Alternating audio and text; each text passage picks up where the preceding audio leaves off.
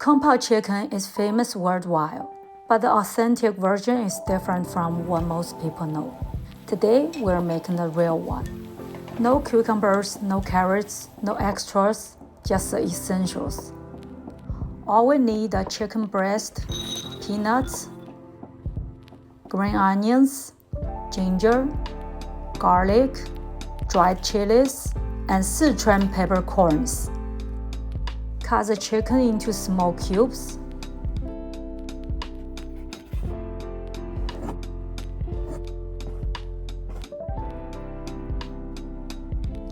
Now let's marinate the chicken with soy sauce, cooking wine, and cornstarch. Mix them well. Finally, add a little oil. This will lock the moisture and make the chicken more tender. Now let's fry the peanuts. Add the peanuts in cold oil and fry them over low heat. To more easily tell if the peanuts are crispy, I threw in a clove of garlic. Once the garlic turns golden, you know the peanuts are done and crispy. Peanuts are an essential ingredient of this dish. Take them out of the oil. Listen to the sound, super crispy. Let's make the sauce. The secret to making this dish tasty is getting the sauce ratio right.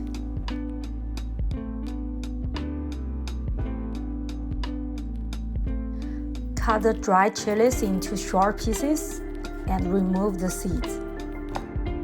Slice the garlic and ginger. Chop the green onions into short pieces. We need plenty of the white part of the green onions. Green onion really make this dish what it is. And I also love the green onions in the dish. They're so fragrant. Now let's start cooking.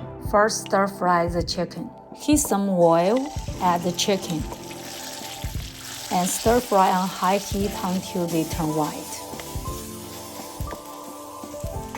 Transfer them to a bowl.